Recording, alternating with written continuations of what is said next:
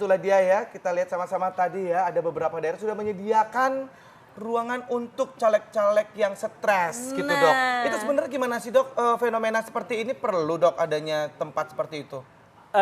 Perlu dan tidak perlu itu adalah sesuatu yang saya pikir lebih ke arah apakah di situ ada kebutuhannya atau tidak. Kebutuhan itu berarti kalau kita akan melihat kalau situasinya memang membutuhkan baru kita pakai. Karena ruang-ruang seperti itu berarti kita sedang menghadapi kondisi yang tidak biasa, extraordinary. Suatu kondisi di mana dalam keseharian tidak bisa lagi ditangani. Padahal yang namanya gangguan jiwa dan sehat jiwa itu saya suka bilangnya seperti persneling otomatis. Kalau persneling otomatis apalagi yang sekarang CVT itu ya, continuous valve transmission itu nggak ada giginya. Dari 0 sampai 4 ngebut sampai ngerem tuh muternya seperti itu aja. Jadi saya kira ini sangat tergantung dari kondisi. Oke, baik dok. Oke, Yes. nah ini ada kabar yang beredar di masyarakat nih dok. Ya. Katanya stres adalah salah satu tanda kelainan jiwa. Nah ini fakta atau mitos dok? Jelas mitos, karena apa? Aku mulai dengan bahasa ya. Ya. Yang namanya stres itu adanya dari luar.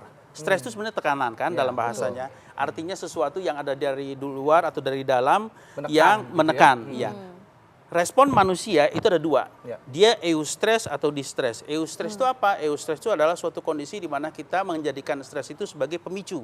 Anda dulu aku masih ingat ya. Sorry ya, kalau kita mau ulangan itu atau mau ujian itu belajar atau bikin contekan paling enggak kalau kita you know gitu ya. Tahu sama tahu lah ya gitu ya. Nah, itu eustress. Demikian sehingga kalau nanti kita ujian kita bisa belajar daripada orang yang ujian gimana nyantai nggak apa-apa nggak bisa.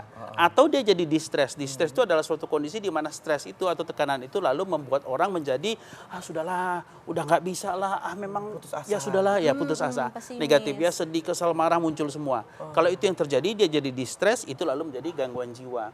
Karena yang disebut gangguan jiwa itu adalah suatu kondisi di mana orang mengalami distress, perasaan yang tidak menyenangkan tadi yang cukup signifikan sedemikian sehingga mengalami disfungsi. Bukan disfungsi ereksi saja ya, disfungsi bisa macam-macam. Disfungsi dalam artian secara sosial dia tidak bisa melaksanakan fungsinya, secara profesional nggak bisa, jadi dokter tapi nggak bisa ngobatin orang, gitu ya, jadi ayah nggak bisa ngurus istri dan anak dan segala macam. Itu dia stresnya Yes. ya dok. Ya baik, nah ini dok, judul kita kan hari ini kan hati-hati stres bisa memicu penyakit serius. Yes. Nah ini ada fakta dan mitos nih dok. Ya. Stres dapat menyebabkan sakit kepala dan migrain, fakta atau mitos dok? Fakta banget, Fakta karena yang namanya sakit kepala atau migrain itu adalah suatu gejala yang muncul karena 1000 macam penyebab masalah ya. Salah satunya adalah stres. Kalau mau dibilang oh ya sakit kepala itu kenapa sih? Kalau nggak salah ingat karena ini bukan keahlian saya, tapi yang namanya sakit kepala itu muncul karena salah satunya adalah karena perubahan lebar pembuluh darah di dalam kepala yang terlalu mendadak. Itu bisa tekanan darah naik atau turun bisa. Atau ada suatu peristiwa di dalam otak yang menyebabkan aliran darahnya jadi kacau. Nah itu bisa disebabkan karena tadi sebelumnya ada cerita soal hormon stres segala macam. Itu bisa dipicu oleh seperti itu juga. Oh begitu. Ya jadi yang kalau disebut migrain, sakit kepala ya. Kalau migrain ini kakaknya sakit kepala nih dalam tanda kutip.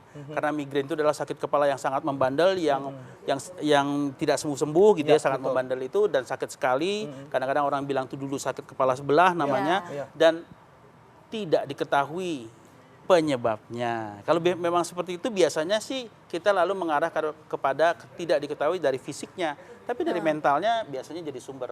Salah satunya adalah kalau stres yang tekanan tadi berlangsung berlarut-larut atau lama. Kita istilahnya kronis. Walaupun stresnya dikit tapi lama dan menumpuk akhirnya menyebabkan sakit coba ya kepala. kalau aku cubit sedikit aja. Nggak apa-apa. Coba kalau 2 jam. Kemeng kan? Nah, itu dia.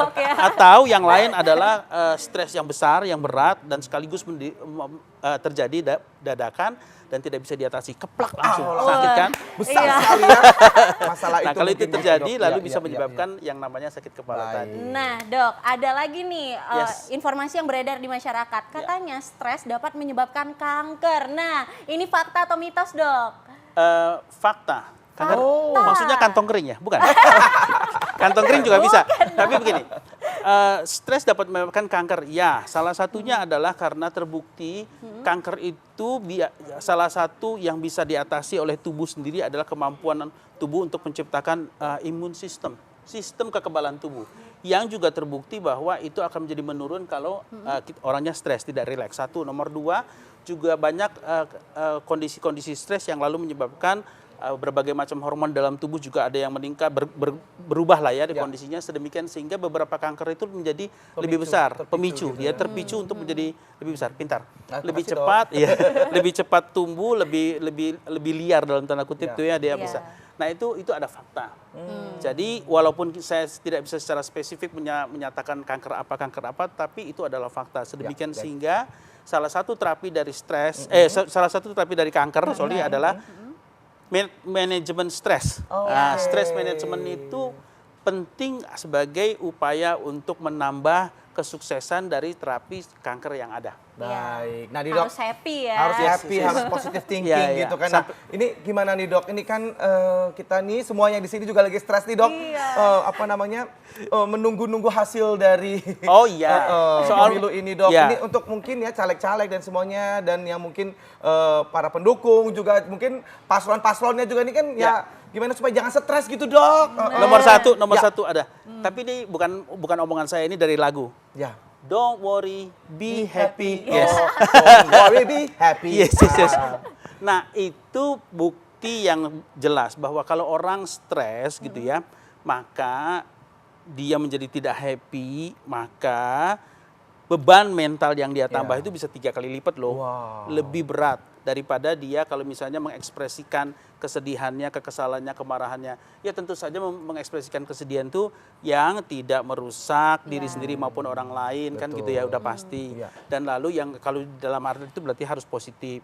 Itu satu. Nomor 2, yang namanya menunggu itu menjadi sulit kalau ditunggu yang belum datang.